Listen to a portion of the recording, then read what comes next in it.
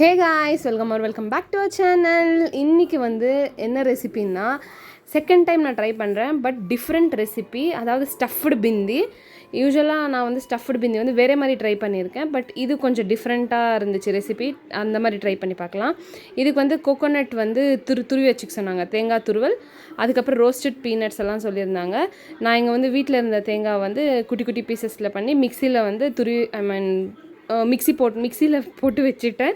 அதுக்கப்புறம் வந்து பீனட்ஸ் வந்து எடுத்துகிட்டு அதையும் ரோஸ்ட் பண்ணிட்டேன். இது கூடவே எள்ளு சேர்க்க சொன்னாங்க, வெள்ளை எள்ளு, அதுவும் சேர்த்தாச்சு. இதெல்லாம் வந்து லைட்டாக ஆயிலில் வந்து ரோஸ்ட் பண்ணிவிட்டு மிக்சியில் போட்டு நல்லா அரைச்சி இந்த மாதிரி பவுடராக எடுத்துக்கலாம்.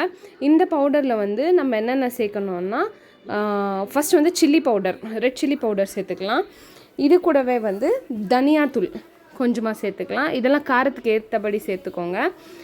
நான் லைட்டாக போட்டிருக்கேன் தனியாத்தூள். அதுக்கப்புறம் தேவையான அளவு சால்ட் ஆட் பண்ணிவிட்டு, இது கூடவே நான் என்ன பண்ணுறேன்னா, கொஞ்சமாக ஜீரா பவுடர் சொன்னாங்க. பட் என்கிட்ட ஜீரா பவுடர் இல்லை, அதனால ஜீரகம் ஆட் பண்ணியிருக்கேன்.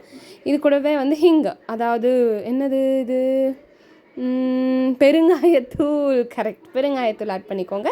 இது கூடவே லெமன் ஜூஸ் இதுவும் ஆட் பண்ணிவிட்டு நல்லா மிக்ஸ் பண்ணி, எல்லா பக்கமும் சால்ட்டும் லெமன் ஜூஸும் போகிற மாதிரி நம்ம நல்லா மிக்ஸ் பண்ணி வச்சுக்கலாம் இந்த ஸ்டஃபிங்கை. இவங்க வந்து ரா ஆனியன்ஸ் வந்து சின்னதாக சாப் பண்ணி ஆட் பண்ணியிருந்தாங்க. பட் நான் ஆட் பண்ணலை, ஏன்னா இந்த ஸ்டஃபிங்கே ஜாஸ்தி இருந்துச்சு. இப்போ நம்ம என்ன பண்ணுறோன்னா, இந்த மாதிரி நீட்டாக கட் பண்ணி வச்ச பிந்தியை வந்து இந்த மாதிரி கிராஸ் ஒரு லைன் போட்டுட்டு, ரொம்ப ஒடிக்க வேண்டாம், ஜஸ்ட் ஓப்பன் பண்ணி வச்சுக்கிட்டால் போதும். ஏன்னா இதுள்ள தான் நம்ம ஸ்டஃபிங் பண்ணி ஜஸ்ட் பேன் ரோஸ்ட் பண்ண போகிறோம். அவ்வளோதான், இதுக்குள்ளே ஸ்டஃபிங் பண்ணிடலாம். இந்த மாதிரி ஸ்டஃப் பண்ணிக்கோங்க.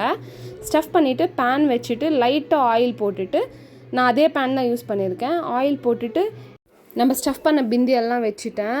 நான் கொஞ்சம் நேரம் தாங்க விட்டேன், அதுவும் ஸ்லோவில் பண்ணேன். பட் எப்படியோ தீஞ்சு போயிடுச்சு. பட் டேஸ்ட் செம்மையாக இருந்துச்சு. ட்ரை பண்ணி பாருங்கள். தேங்க்யூ ஃபார் வாட்சிங். பை.